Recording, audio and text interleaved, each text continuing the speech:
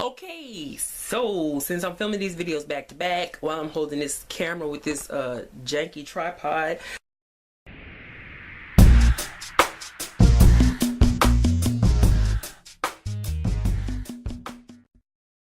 I just finished talking about Lavender Lies, which is book number 8 in Susan Wittig China Bayles mystery series, cozy mystery series, which like I said before, or probably repeatedly at this point, I found this series to be a little bit more exceptional in the subgenre of cozy, and it's because of my love for this protagonist. And you can watch any of my other videos on China Bayles and get the whole rift of why I like this character and why she is the reason that I keep reading the books. Although I will not say that the books are terrible in themselves. Okay, so I'm going to be talking about Mistletoe Man, which is book number 9 in the China Bayles series. It was an improvement from book number 8, Lavender Lies, and hopefully you guys can catch my video on Lavender Lies. It was a very big improvement. Really did enjoy this one. This was one that just really kept me holding on reading the entire time. But the setup is kind of the same as Lavender Lies, where a man within the community, within the small town of Pecan Springs, Texas, he's murdered.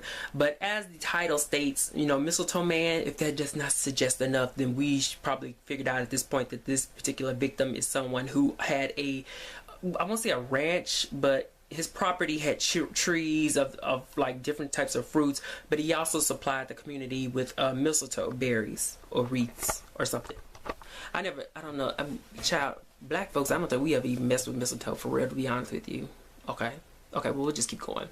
But nonetheless, what happens is because the series protagonist, China Bayles, ex-defense attorney, current herbalist shop owner, she's running out of supplies. So she has to go visit his ranch to, restock her supply of mistletoe so that she can make some sales, girl, and get her dividends for the end of the year, But unfortunately, she does not come into contact with the rancher. He is missing from his property. So she decides to go next door to his neighbors. Now, his neighbors, they kind of share this property that's split down the middle. He's a little bit more antagonistic towards them because he felt like the rest of their property should be his own. But according to city ordinance, it's right down the middle. There's nothing else he can do. So she goes and she visits, his neighbors. It consists of an elderly woman who is spaced out, aluminum foil cap. Imagine that. That's the kind of lady she is. Of course, we love her though. And then there's her 2 nieces. One is kind of like a butch kind of niece who, she drives a truck around and that sort of thing. And then the other one is just a little bit more laid back. But, they just get into a little bit of the discussion as to, their grievances with their neighbor. China's looking for him and they don't know where he is. He's pretty much gone missing. Flash forward a couple of pages, chapters later, and then it turns up that, he's found murdered. It looks like he was trying to collect some of his mistletoe to, restock and then resupply other, businesses within the area. But someone zoomed by. He was on his ladder. He zoomed by, knocked him off this ladder, and bam, he's gone. And, then, of course, China Bayles, in all her fashion, she gets involved. And that is where Mistletoe Man starts off. As I said, this book is a very big improvement from Lavender Lies. There was a lot of great themes going on within Mistletoe Man. Now, here's the thing. As I said before, and I've always said this, is that there's always an A story and a B story. The A story generally involves the murder and investigating process. And the B story is something a little bit more domestic as it concerns crime. But within this book, the B story was something that was really, really touching and personal between China Bayles and her best friend, Ruby. Now, if you guys don't know, and I probably hadn't explained this before, China's shop is set up where there's her shop and next door is Ruby's shop, and there's a door that connects the two. The two of them have come together this far in the series and decided to open up a tea room in the back of the the facility or the building that they reside in, that they operate out of.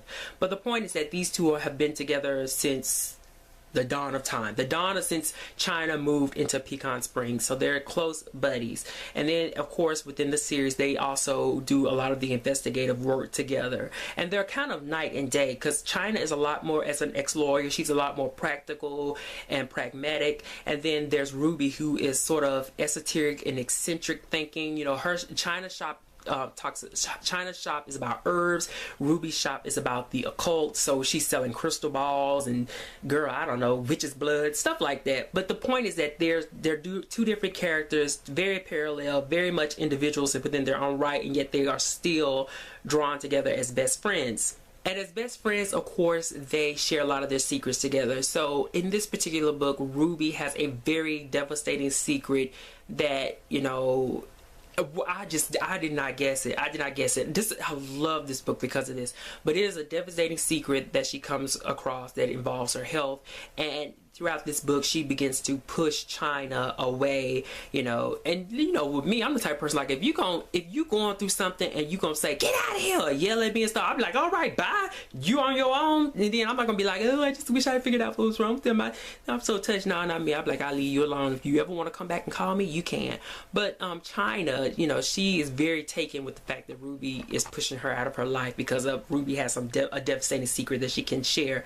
So, you know, what China does is that, you know, she pulls Ruby into her investigating the murder of the Mistletoe Man to sort of get Ruby back on track, because she knows something is wrong with Ruby and she knows that she's missing her friend. But Ruby is very, very much a crime enthusiast, so China uses the murder of the Mistletoe Man to pull Ruby closer to her, and these two go about, you know, subsequently solving the murder. And that is what I really loved about this book, because it was a book that talked a lot about, you know, loyalty and friendship, and, you know, that sort of thing, and taking people for who they are, and all that kind of thing. I'm not going to give away what happened to Ruby or what was her ailment, but if you read the book, you'll definitely find out. So with that out of the way, in true fashion, the two come together to solve the murder of the Mistletoe Man. And I have to say, I love this book because it took us as readers to places that we have not ever been with China.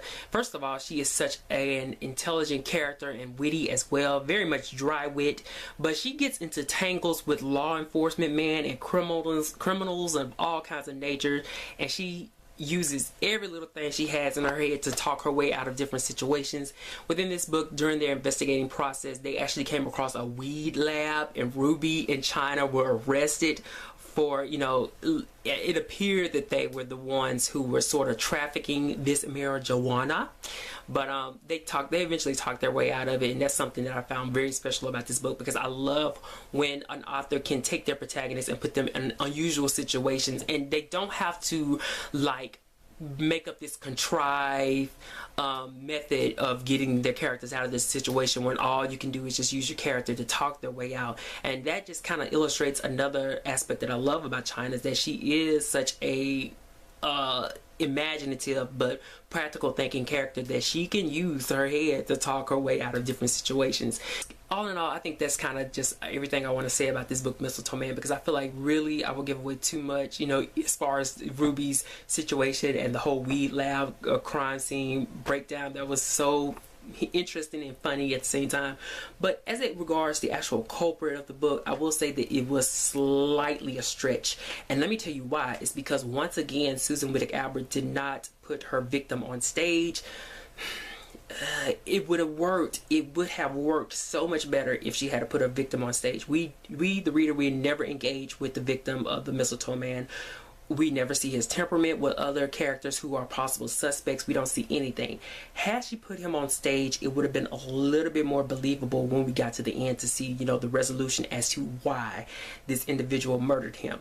But at the end of the day, I will say that the person who did commit the crime was very much an interesting character, and I'm so sad that this character, I was going to give away a pro now, but I'm so sad that this character will not be recurring within the series this point forward. Very interesting character that I was hoping would stick around, which also leads to another aspect of this book that I enjoy, was the fact that you just never know what's going to happen. So she kind of tripped me up. It was a little bit of a stretch, a little bit contrived, but she kind of tripped me up with who the culprit was. But, you know, it's all good. I still can't wait to read the next book. So that's all that I want to say about Mistletoe Man, which is book number 9 in Susan Wittig Albert's China Belle series. As you can see, you probably can't see here, I have most of them here. I'm now on Bloodroot is the next one that I plan on reading. But anyway, that's it, guys. If you love this series, I would love to connect with you guys who come across this video. Just say hello. Which is your favorite China Bayles book? Why do you like China? Blah, blah, blah, blah, blah. You know what I'm saying. And that is it, guys. Peace.